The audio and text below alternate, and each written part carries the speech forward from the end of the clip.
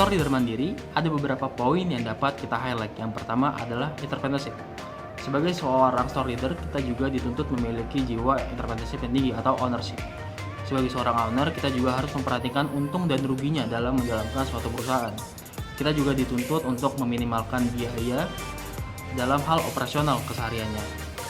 Kita juga harus memaksimalkan sumber daya yang ada atau resource yang ada di toko kita, seperti sumber daya manusia, sumber daya produk yang ada di toko kita, dan juga sumber daya keuangan yang akan kita rubah menjadi sebuah keuntungan nantinya.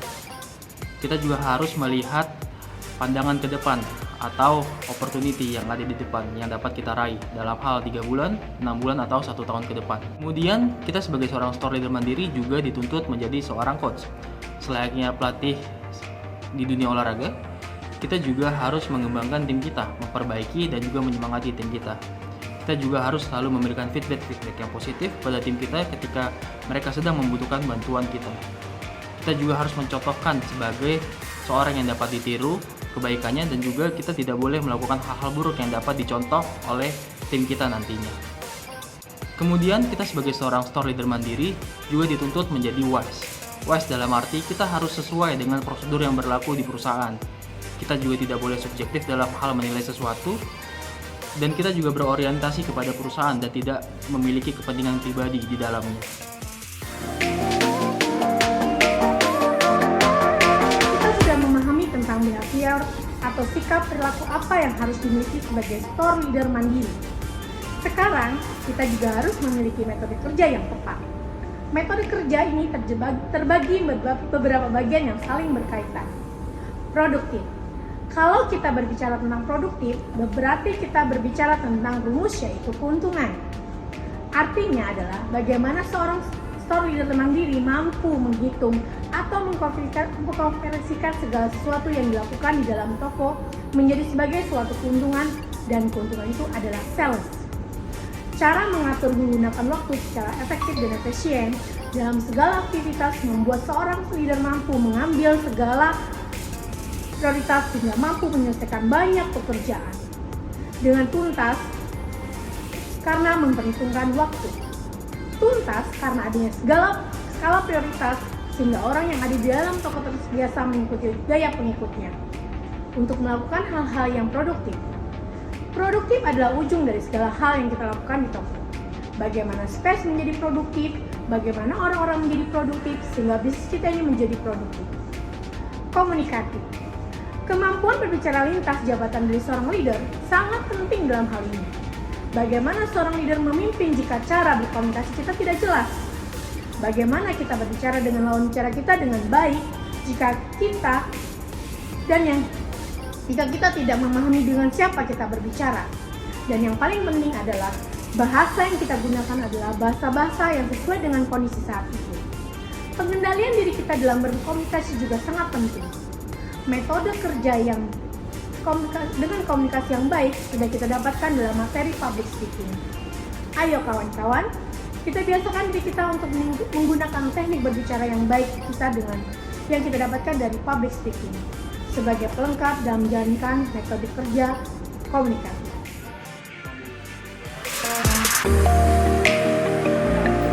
Bekerja sebagai store leader di dalam store harus sistematis dalam menyelesaikan masalah. Seorang store leader harus mampu mencari akar masalah di setiap masalah yang dihadapi. Ada masalah, kita selesaikan hingga akar masalah tersebut agar tidak timbul masalah yang berulang. Maka kita membutuhkan sistem sehingga ada tolak ukur dan bagaimana menyelesaikannya. Dan manfaatkan teknologi yang ada. Dengan memanfaatkan teknologi yang ada membuat kita terplanning sehingga arahan dan dapat terorganisir dengan baik dan terukur. Hand-on adalah seorang yang master, leader store yang paham apa yang dikerjakan tim dan paham apa yang terjadi di store, sehingga mampu mengambil keputusan secara cepat dan harus dimitingkan bersama-sama dalam mendelegasikan tugas dan tanggung jawab. Mampu menjadi penggerak tim dengan baik karena terlibat langsung menyesuaikan posisi terbaik sebagai seorang leader. Kerendahan hati dan keterlibatannya langsung membuat semua tim bangga. Ayo, semua hands on dan menjadi master di timnya.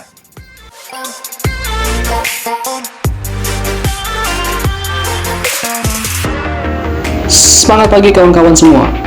Saya ingin melanjutkan materi mengenai store leader mandiri.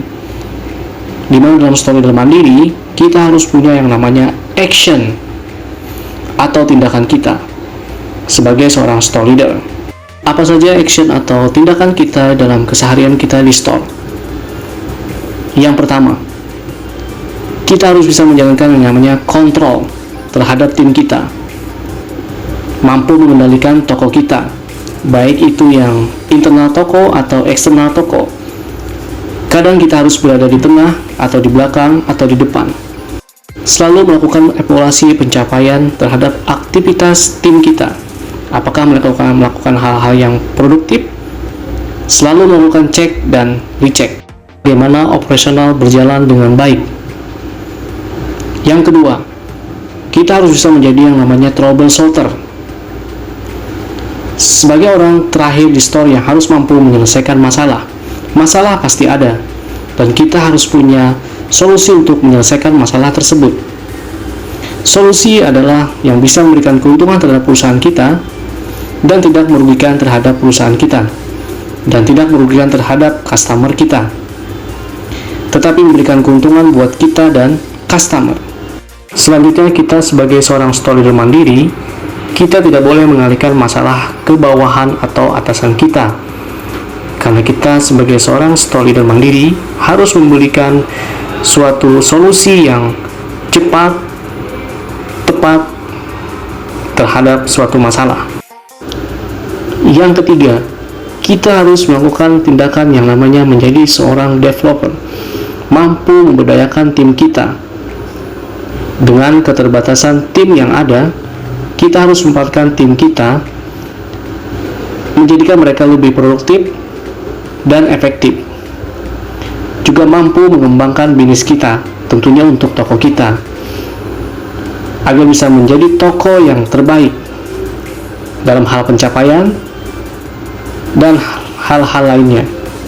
Mampu melihat talent dalam tim dan mengembangkannya. Artinya, kita harus melihat tim kita, mana mereka yang bisa kita kembangkan dan mana mereka yang harus kita arahkan untuk menjadi yang lebih baik lagi. Demikian penjelasan saya mengenai store leader mandiri dalam hal action yang harus kita lakukan di toko kita. Nah, sebelum selesai, teman-teman dapat menjawab pertanyaan mengenai store leader mandiri di link tersebut. Silakan scan dan jawab pertanyaannya. Terima kasih, semoga bermanfaat buat teman-teman semua. Semangat pagi!